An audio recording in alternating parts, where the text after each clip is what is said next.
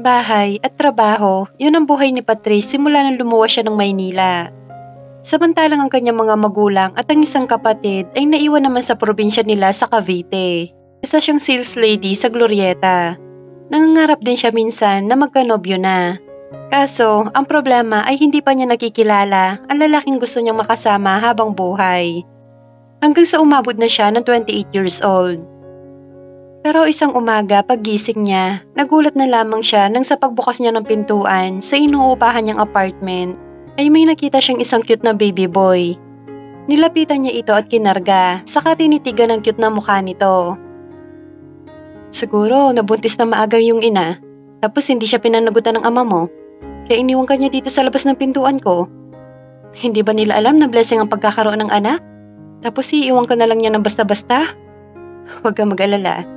Ako na mag-aalaga sa'yo at ako na ang magiging mama mo. Samantala, sa villa ng mga Villamor ay galit na nagtatalo ang magkasintahang Cholo at Roxanne. Wala kang karapatan na iwan kung saan-saan ang anak ko, Roxanne. At least, ako iniwan ko lang siya.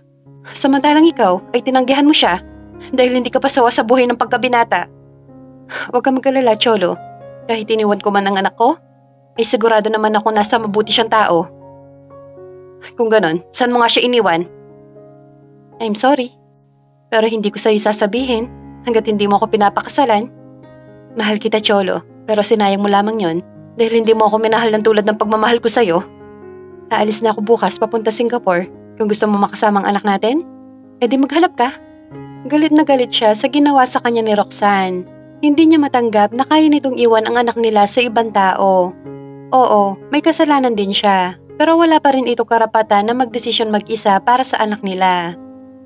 Gusto niyang manawagan sa TV pero hindi niya magawa. Dahil mapapanood yon ng kanyang mga magulang, maging ng Kuya Adamson niya. Kaya kumuha na lamang siya ng tao. Pero lumipas na ang 1 taon ay bigo pa rin siyang makita ang anak. Tinatawagan niya si Roxanne pero hindi na nito sinasagot ang mga tawag niya. Nabalitaan na lamang niya na may bagong boyfriend na ito doon. Wala namang problema sa kanya dahil hindi na niya ito mahal pero naiinis pa rin siya dito kaya ayaw niyang sumaya ito. Samantalang siya 1 taon na naghahanap sa anak niyang pinamigay nito. Naging successful ang binyag ng anak niyang si Brycel. Isang ninong at isang ninang lamang ang kinuha niya. Sa isang restaurant dinaos ang salo-salo nila. Anong balak mo ngayon, Patrice, na lumalaki na si Brycel? Wala ka bang balak na maghanap ng magiging daddy niya?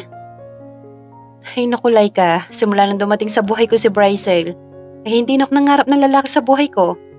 Sapat na sa akin ang anak ko. Pero Pat, iba pa rin kung magkakaroon siya ng daddy. Oo nga, Patrice. Bakit hindi ka makipag-date sa mga maliligaw mo? Hey, kayong dalawa, tigilan niyo nga ako, okay?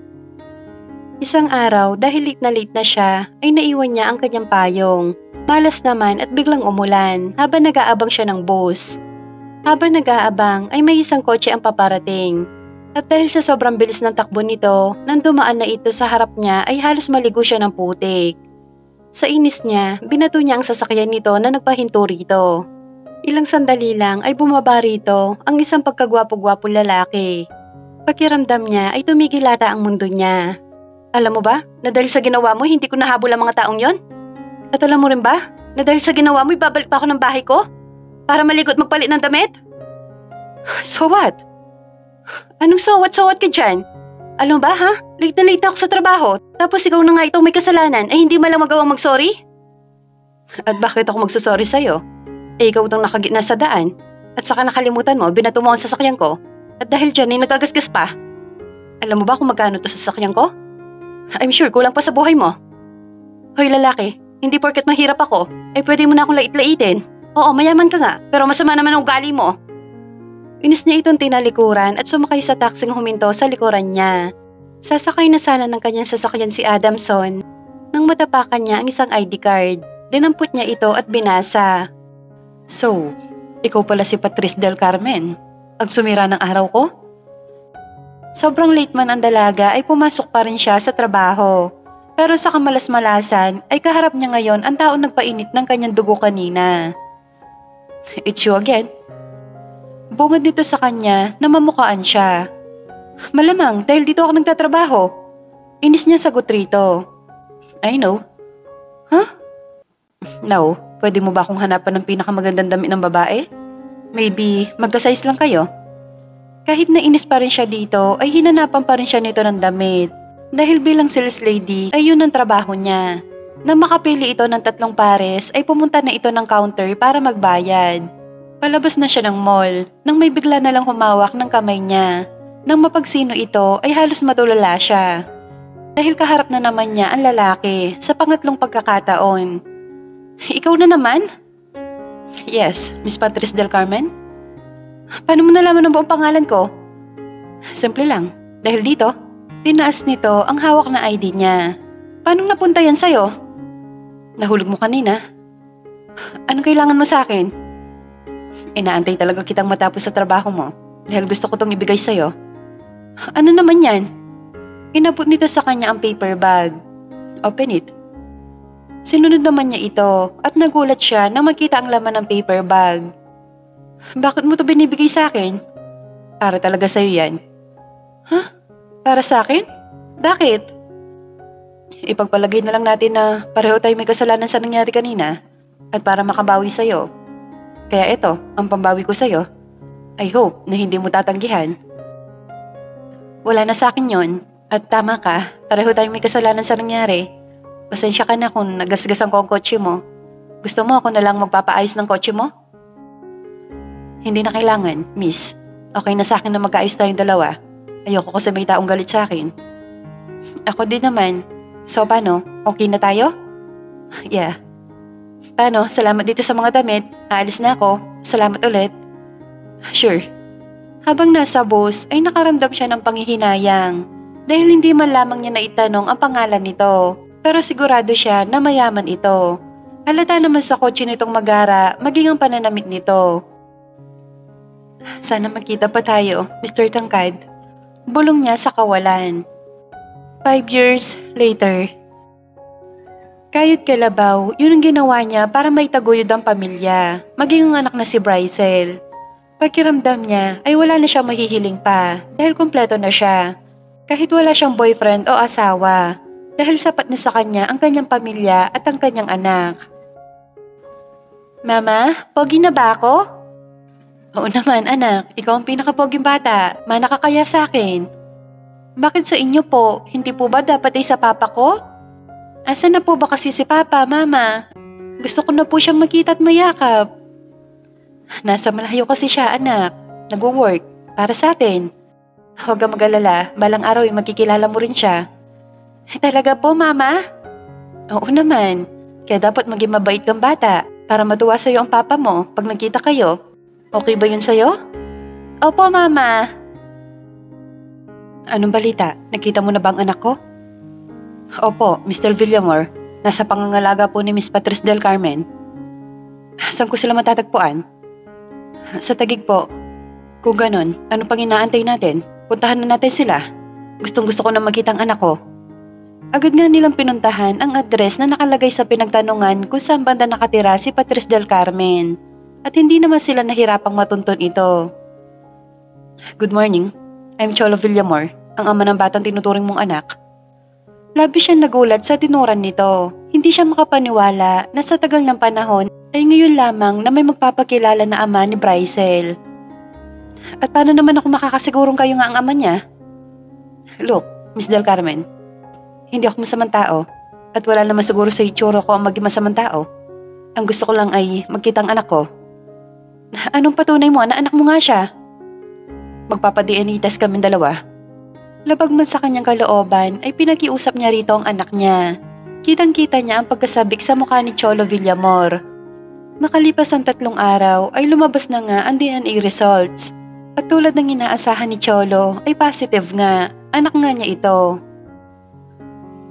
Gusto kita makausap tungkol sa anak ko. Bakit? Kukunin mo na ba siya sa akin? Yes, ako ang ama niya at ako ang higit na may karapatan sa kanya. Hindi ako papayag, mister. Ako ang nag-alaga sa kanya sa loob ng 5 taon tapos darating kayo para kunin siya sa akin? Dahil yun ang tama. Oo, hindi ko siya anak. Hindi siya galing sa akin pero minahal ko siya. At hindi ko siya iniwan na parang tuta sa labas ng bahay. Hindi ako papayag na makuha niyo sa akin ng anak ko. Huwag ka na magmatigas pa, Miss Del Carmen. Dahil kahit saan pa tayo makarating, ay talo ka. Babalik ako dito bukas at sa ayaw at gusto mo, isasama ko na siya. Labag man sa kanyang kalooban ay wala siya nagawa kundi paubaya si Brycel sa ama nito. Mama, bakit hindi po kayo sasama sa amin ni Papa? Naiiyak nito tanong sa kanya. Kasi anak, matagal kayong nagkalayo. Kaya kailangan niyo ng oras para sa isa't isa. Yun kayong dalawa lang. Sige mama, pero susunod ka sa amin ha? Promise? Promise anak, magpapakabait ka ha? Yung mga tinuro ko sa'yo, huwag mong kakalimutan yon, okay? Ano, Miss Del Carmen, aalis na kami. Pagdating ng villa ay nagtatakang tinignan ni Adamson ang batang kasama niya. Sino siya? Meet my son, Brycel. Ha? Saan? Kailan pa? Anak namin siya ni Roxanne. Ano? Mahabang kwento kuya, pero ikukwento ko sa'yo mamaya. Brycel anak, siya ang Tito Adamson mo. Kapatid ko siya, kaya tito mo siya. Hello Tito Adamson. Hi Brycel. Samantala na makatulog si Brycel ay saka lamang siya lumabas ng kwarto. Pero sa gulat niya ay inaabangan pala siya lumabas ng kwarto ng kuya niya. Mag-usap tayo, Cholo. Tungkol saan? Tungkol sa anak mo. Alam ba ni Kara na may anak ka kay Roxanne? Hindi pa, pero sasabihin ko naman sa kanya. Dapat lang. Dumating na ba sila Papa? Oo, at gusto ko daw nilang kausapin. About what? Tungkol sa anak mo. Ma, Pa, gusto daw niya ako makausap. Bagaman kinakabahan ay lakas loob pa rin niyang panimula na makalapit sa mga magulang. Maupo ka, Cholo. Utos sa kanya ng kanyang papa. Paano nangyari na nagkaanak kayo ni Roxanne? Hindi ba matagal na siyang nasa Singapore? Pinaliwanag niya sa mga magulang ang totoong nangyari. Sa halip na kampihan siya ng mga ito ay pinagalitan pa siya na pareho daw lamang silang walang kwenta ni Roxanne. Dahil pinabayaan nilang lumaki ang bata sa ibang tao, sa taong hindi naman kadugo. Pero pinaliwanag naman niya na matagal na niyang hinahanap ang anak. Ang kaso ay natagalan lamang bago ito makita. Sinabi rin niya sa mga magulang na balak niya sabihin kay Kara ang tungkol sa anak niya, pero tumutulo ang mga ito. Bakit naman hindi ko pwede sabihin sa kanya tungkol sa anak ko? Dahil hindi pwede. Medyo galit na tura ng kanyang ama. Ano na lamang ang sasabihin ni Kara at ng pamilya niya pag nalaman ng mga ito ang tungkol sa anak mo?